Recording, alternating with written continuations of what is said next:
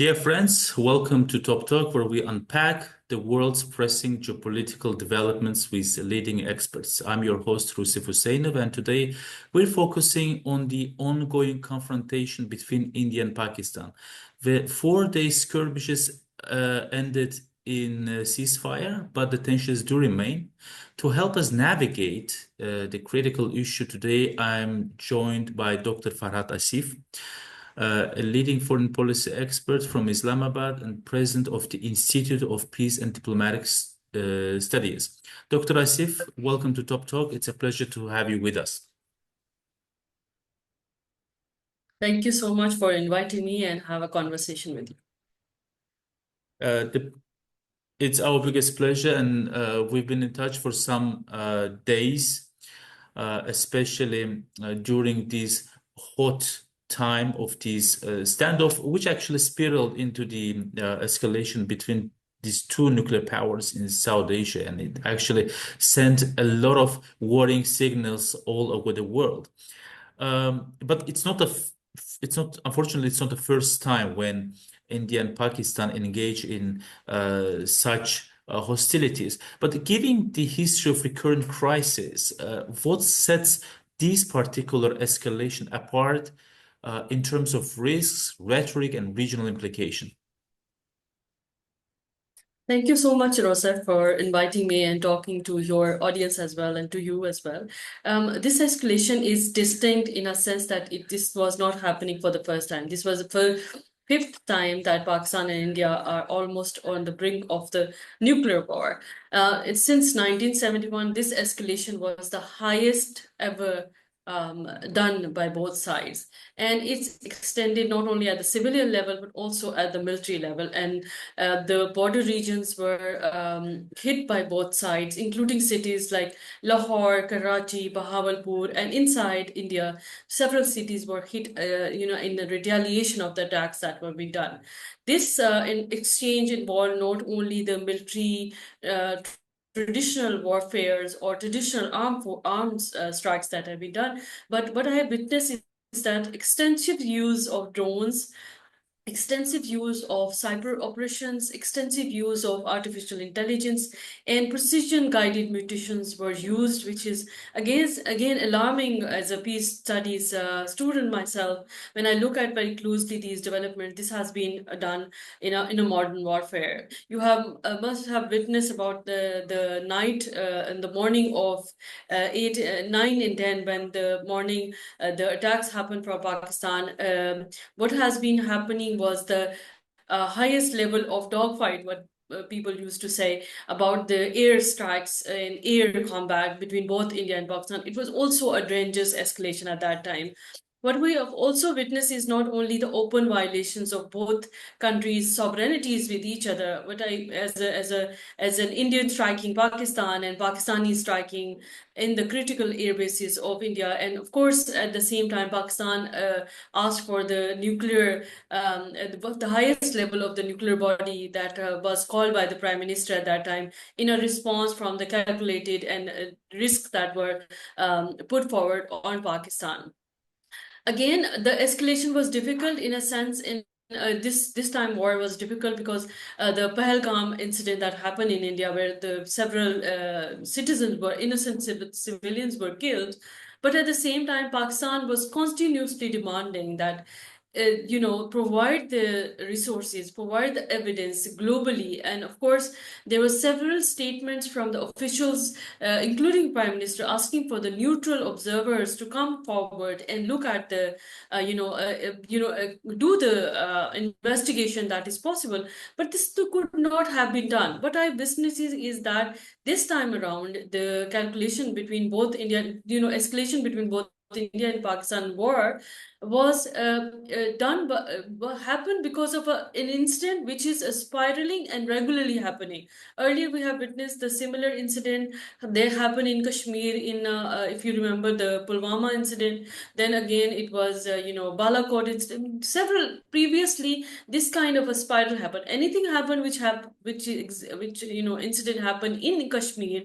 Any terrorist incident happened in Kashmir, the retaliation or the attack comes and the finger pointing on towards Pakistan. And if you look at Pakistan's posture, what I will, as a neutral observer, to be very honest with you, and I'm sharing with all of the, I mean, it is not my voice. It is done by the international observers, journalists, global analysts who are looking at Pakistan's posture. We have been continuously showing restraint on the regular basis, asking Pakistan international community to take the action that are required. But what I witnessed is that it was a slow response from the international community, because when Pakistan showed its nuclear posture when the meeting was called, then international community speeded up their diplomacy and engagement, which was again a slow response from the international community, also showing how we are lacking at the global scale the leadership that can resolve the incidents such like that. Yeah, thank you so much for this um, uh, analytical introduction. You referred to the international community, or more precisely, the slow response from the international community.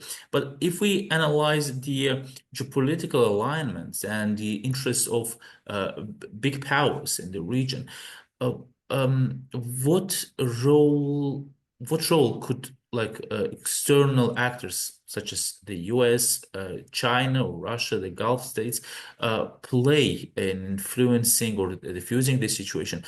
Or did it, like this current confrontation, somehow influence the regional alignments and regroupings? Yeah, true that. I truly, this question is very important. External actors, including they play a very critical role in these kind of especially dangerous situation.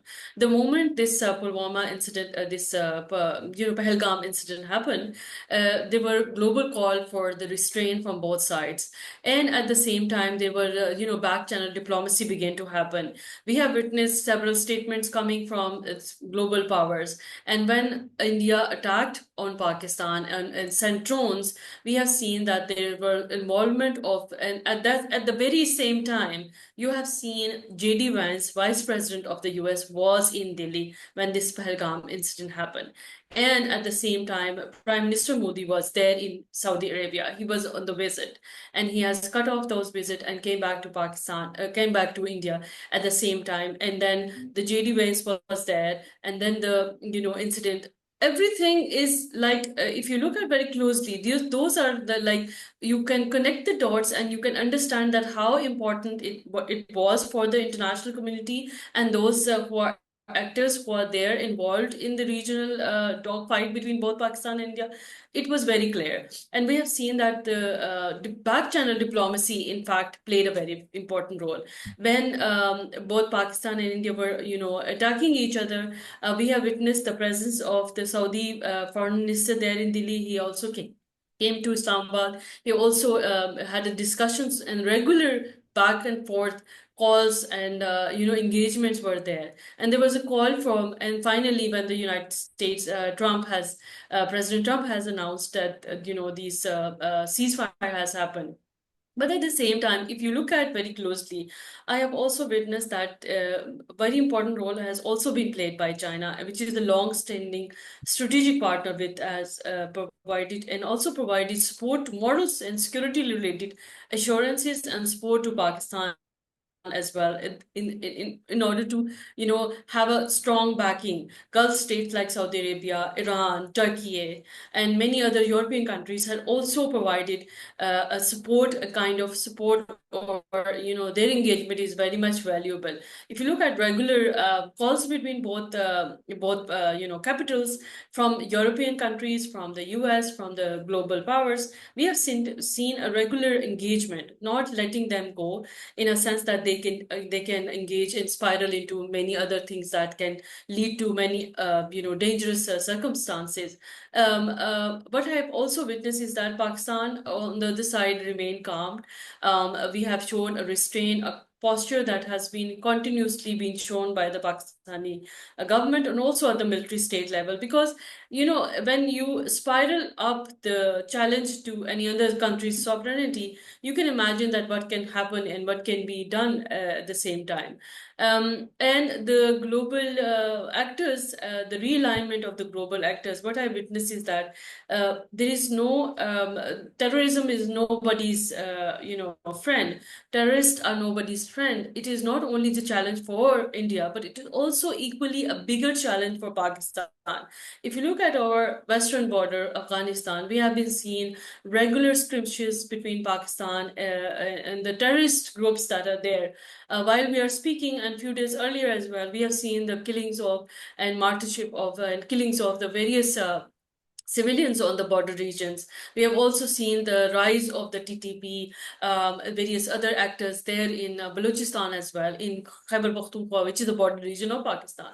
And if you look at Pakistan's sacrifices on terrorism, it is not that Pakistanis are saying that we are sacrifice ourselves for the on this menace, but of course it is a global community that is recognizing that Pakistan's efforts and in the best possible manner. Unless and until the region would not understand that the terrorism is our common enemy and terrorism is our common threat to the regional peace, unless and until this is not realized, not only from Pakistan, which is also, of course, if I look at it, and it is also not realized from India that it is not Pakistan that is the threat, it is the terrorism that are threat.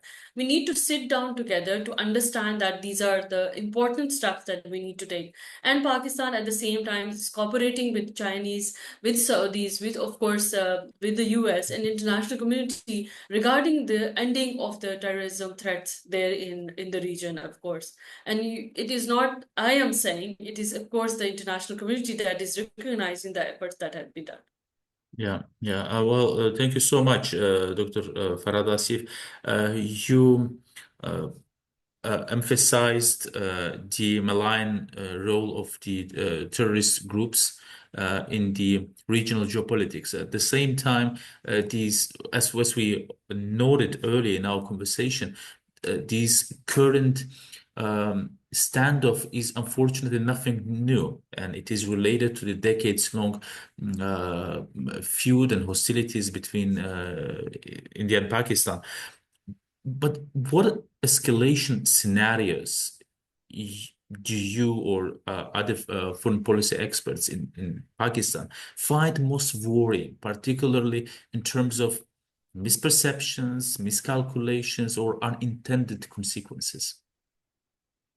Yeah, thank you. This is a very important question. To be very honest, my most worrying scenario is disinformation and the mistaken considered as an operational intelligence. You are living in an age where crisis can happen on the base of the misinformation or misguided information that is shared on social media, and both sides have been rapidly sharing the information about social media. There are fake news that are there and unverified claims that has shaped the you know unverified claims that have been made public, and of course there are strategic perception has been created as a result. If you look at the media has played a very critical role in spiraling the heated arguments and creating a hate for the other as an enemy.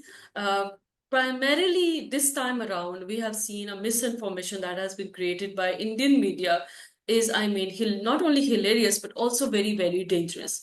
And I have witnessed myself that how they had been sharing the dangerous information, dangerous creating the hype amongst the communities and creating the hate that was not there. And at the same time, if you look at, it's not that I'm defending a country, but I've witnessed myself as a neutral observer that how the country's people and who had behaved. And then if you look at the drones and retaliatory strike that has been used by the media, by the both sides, and the use of the artificial intelligence, this can create a far more consequences if this misperception or miscalculation at any level can happen.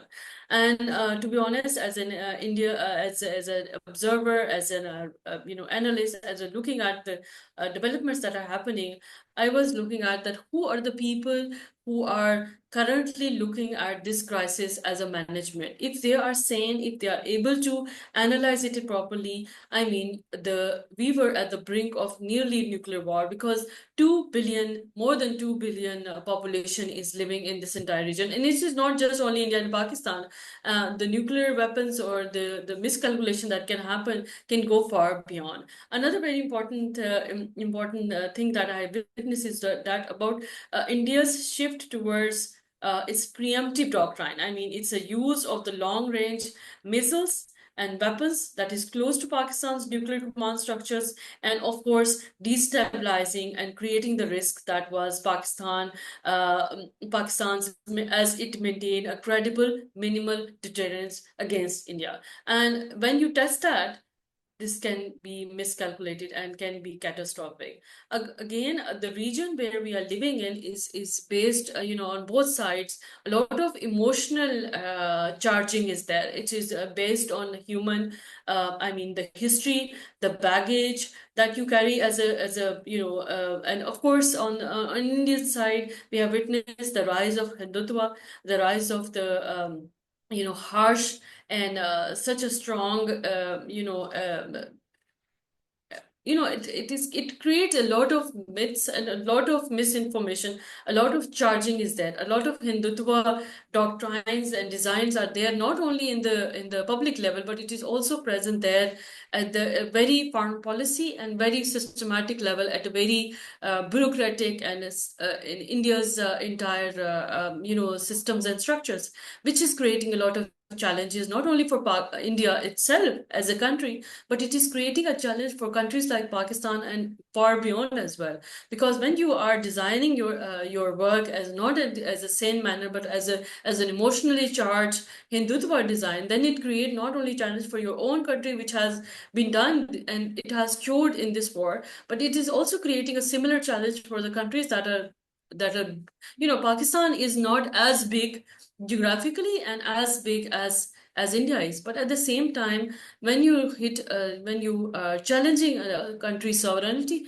of course the country retaliate, which happened. And because the next time, to be very honest, last night when I was looking at Prime Minister Modi's speech, I mean, this was a speech again as a hate speech for countries like Pakistan. It was not considered as a peace, as an olive branch or saying that okay, this can happen, we can sit down and we can investigate in a neutral manner. Till this day, while we are speaking, I have not seen a single statement from Indian statesman, anyone from bureaucracy to military, saying okay, let's investigate on ourselves, do a neutral investigation what has happened in Pahalgam. Why a highly militarized zone like Kashmir, where nobody can, can enter, and of course there is a highly militarized zone. How can these terrorists nearly enter, killed, and went away? And where they have went?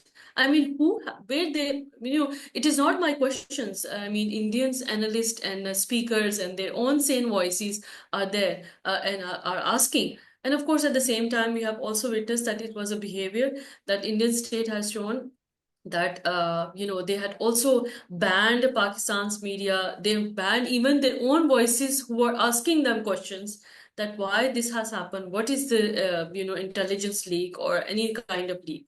So these are several questions that are being asked, and we are asking on ourselves as well.